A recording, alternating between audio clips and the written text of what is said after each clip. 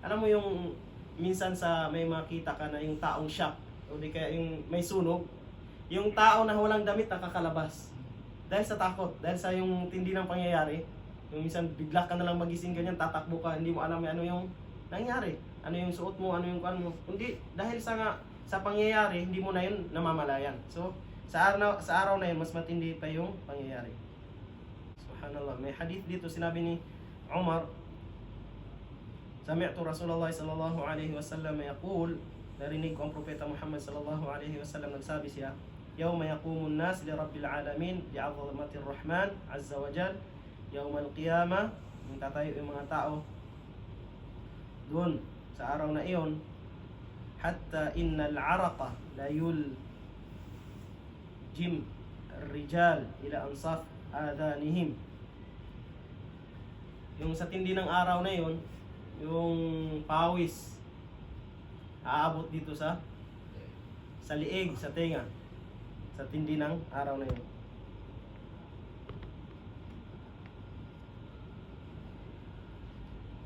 Saka sinabi ng propeta Muhammad sallallahu alaihi wasallam, "Idza kana yawmul qiyamati udniyat ash-shams min al-ibad hatta takunu qadra mailin aw mailain."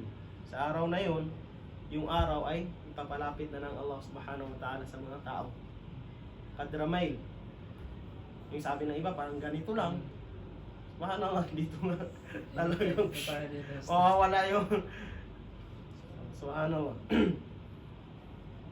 So sa araw na yun, yun yung may hadith Sheikh Ibrahim, yung sab'a yudhilluhumullah fi dhillihi yawma la dhilla illa dhilluh. Sa hadith na yun, yung may 7 mga tao na papasilungin ng Allah subhanahu wa ta'ala sa kanyang silong, yung 7 na yun. Di ba? 7 tao yun. Doon yung imam al-adil, doon yung lalaki, yung mga leader na papagkatiwalaan, doon yung sa masjid. Yung puso niya laging sa masjid. connected sa masjid. Pagkatapos ng sala, gusto niya bumalik doon sa masjid.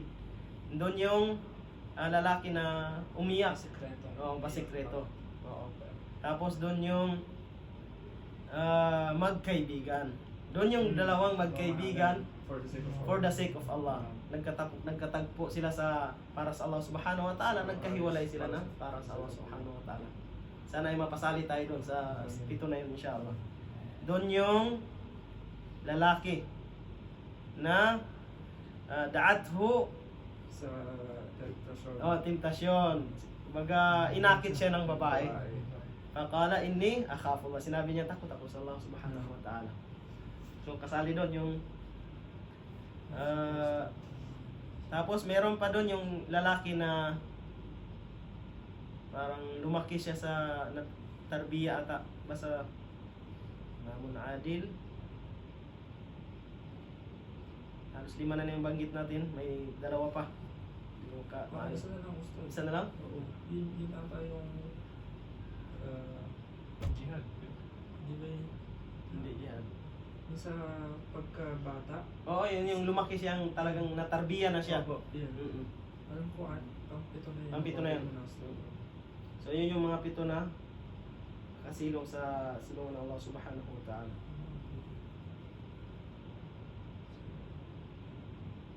Yung sa araw na yun, iba-iba yung pawis ng tao.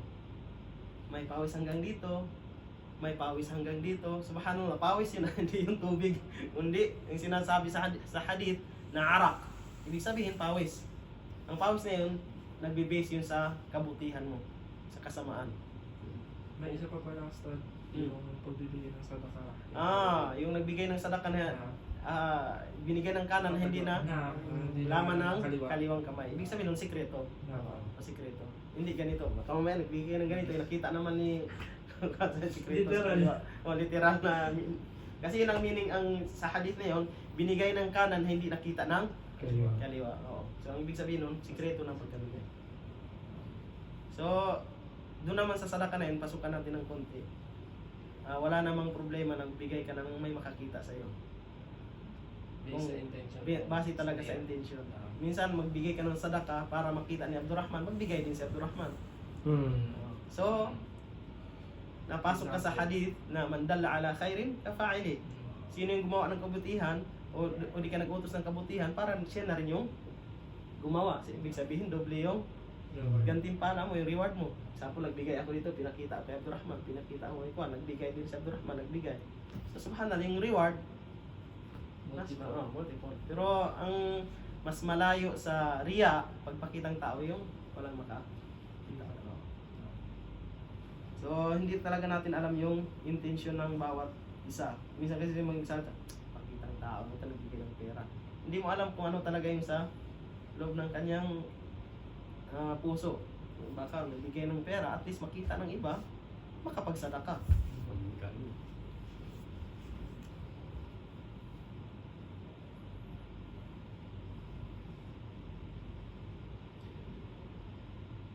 Kalla inna kitabal fujjari lafi sijjin.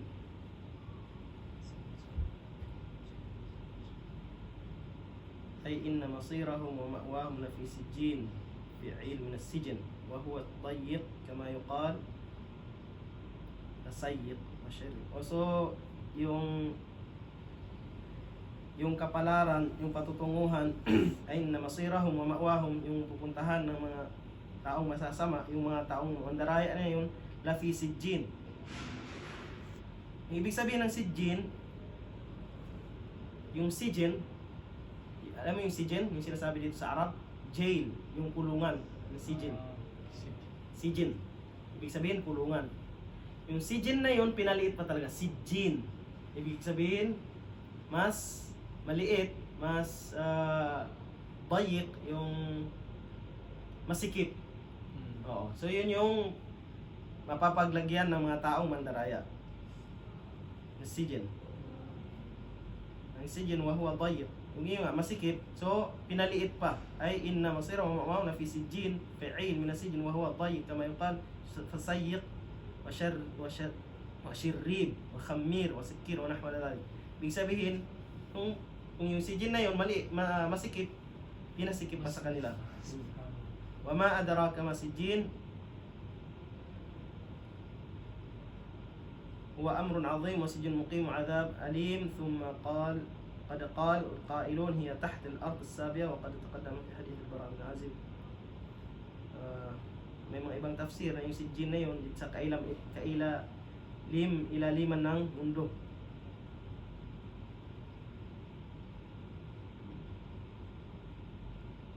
So ang importante doon, yung sijjin sa impyerno siya.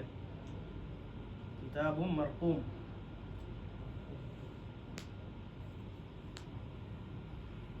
Ay marqum, maktub, mafrug minhu, la yuzad fihi ahad wa la yunqas. So yung kitab na yun, maktub, yun na yung nakasulat sa kanila, walang maidadagdag, walang may babawas doon. So yun yung mga yung masir o mapapaglagyan o mapupuntahan ng mga taong mandaraya. So doon na lang tayo at saka babasahin natin yung sura na ito. Tapos magbigay ako ng kunting ahkam.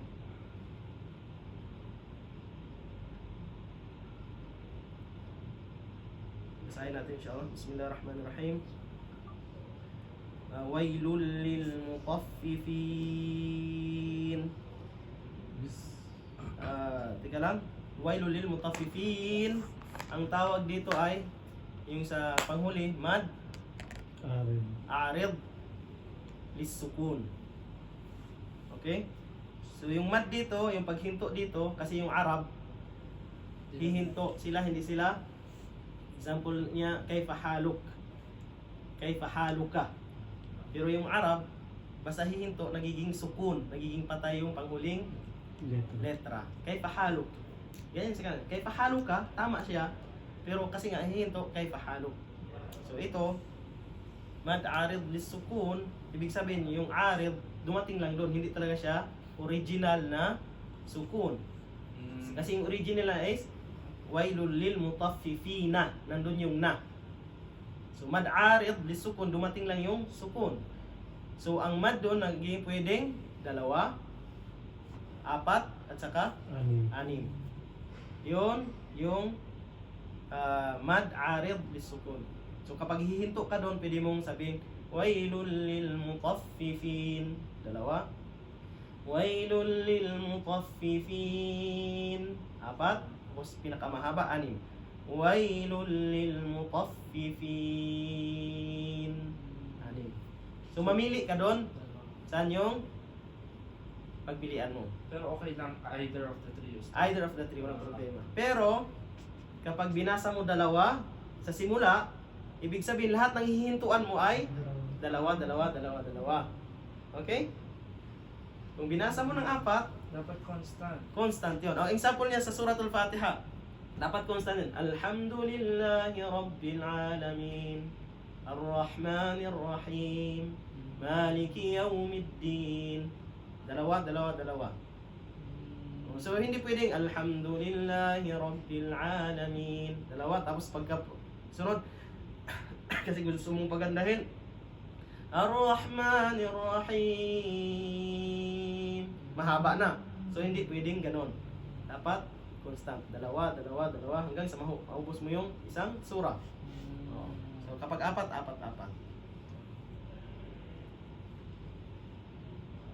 الذين إذا اكتالوا على الناس يستوفون.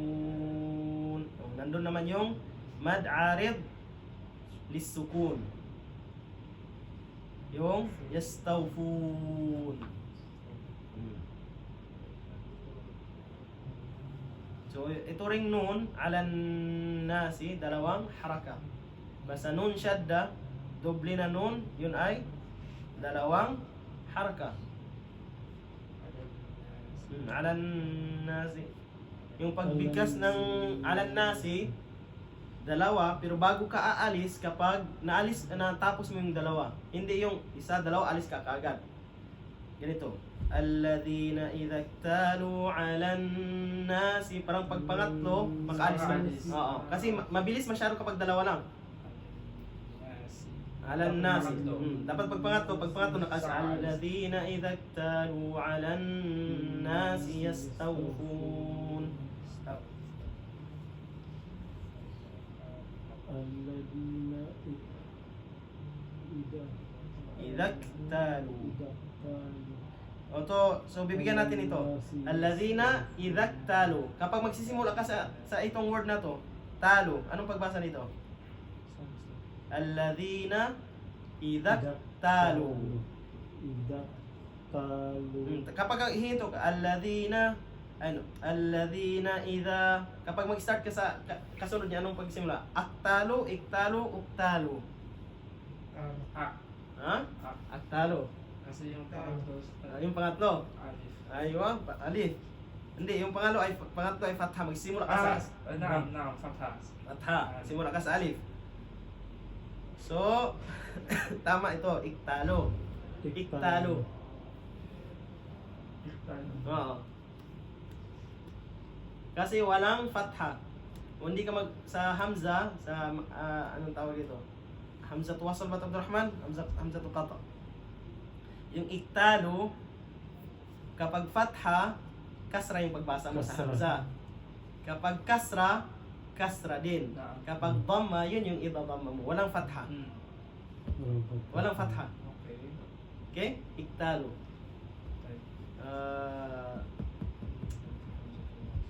Hamzatul wasl. Hamzatul Pag wasl. pag may alif na Oo. yun yung i-rulings dun Ustad. Mm. Pero kapag ito Ustad, kasi wala to, so iktalo ang Iktalo. pronunciation. Kasi nasa gitna siya ng aya eh. Lalo na yung mga fi'lun amr. Tulad ng